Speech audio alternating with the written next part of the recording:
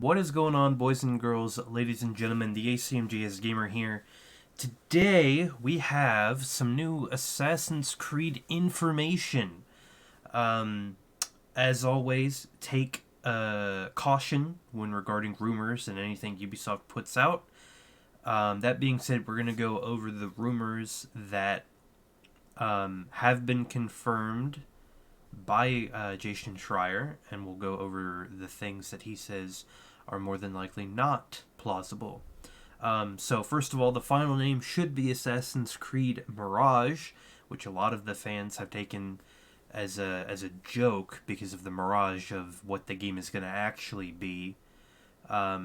Second, the release date should be in spring 2023, between April and June. That's a little odd considering Ubisoft usually releases between January and March, and then October to December. And specifically with Assassin's Creed, it would usually launch in October or November. Anyways, the game will take place between 860 and 870 in Baghdad during the Anarchy in Samara. That could be interesting. I don't know anything about that time period. We will play Basim in his youth as a thief until he arrived at the Hidden Ones. Interesting backstory. Multiple cities to explore separated by desert and rivers like the Kingdom of AC1. Could be promising. The game will be a return to basics with strong inspiration from the first AC.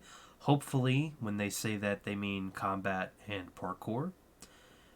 Several RPG elements removed. No more dialogue. Yes! Sorry, no more dialogue choices. No gender choice. And no more level system. Shaping up to be my type of Assassin's Creed game. The gameplay would be slightly different from that of Valhalla, less raw and with new animations. Eagle Vision is back, but so is the drone bird. Basim will be able to use the string dagger to eliminate his opponents. The string dagger, that just sounds like a rope dart to me, specifically from AC4. There will be visions of Loki for how Loki manifested into Basim's body and consumed him.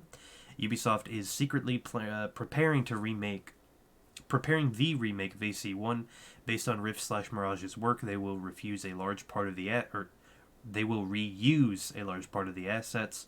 AC1 Remake should be integrated into a season pass, which will also include DLC. In Constantinople, when Basim meets Sigurd, it will be released a few months later. Ubisoft will unveil the future Assassin's Creed on September 10th during Ubi Forward. So, overall, sounds good. Initial skepticism, like I said, would be the release date. I would say the AC1 remake is probably true, because if they were going to redo an Assassin's Creed, and it would make sense that they would reuse the same assets. However, it being integrated as a season pass, I'm not sure about. They did integrate, I think it was AC3 recently, with some deluxe edition or season pass of Valhalla or Odyssey. So it's not that they haven't done it before, it's just a little odd. DLC in Constantinople when Basim meets Sigurd as separate DLC, I'm not entirely sure on that one. Because if he meets Sigurd, that should be in the main game story. This game itself is DLC off of Valhalla. So, not sure if they're going for a full live game as a service mantra here. We do know Ubisoft, and PlayStation are planning something big conference-wise soon. In September, we will be celebrating 15 years of the game series.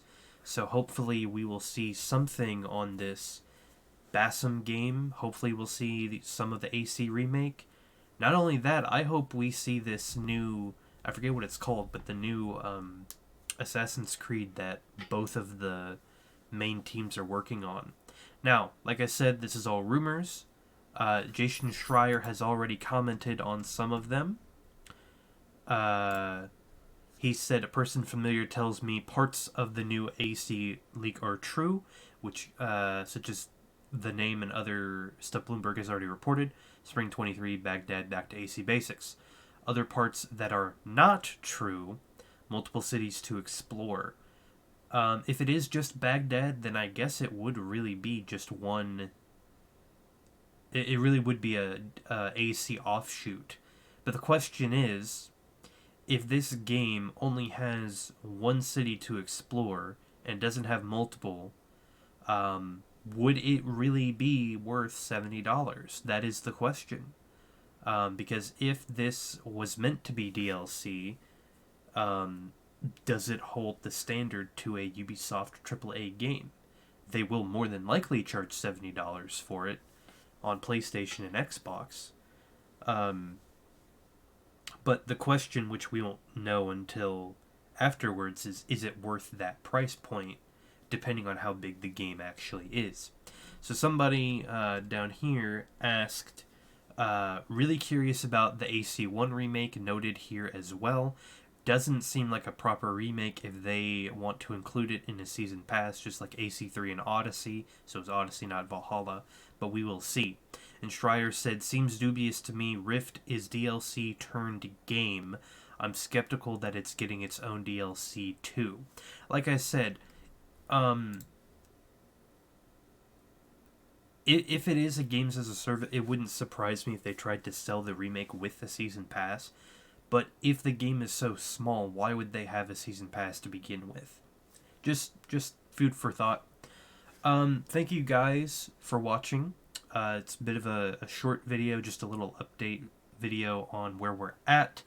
The closest thing I can think of that in terms of an actual video I'll be waiting to upload will be whatever is shown at the Ubisoft conference. This claims September 10th.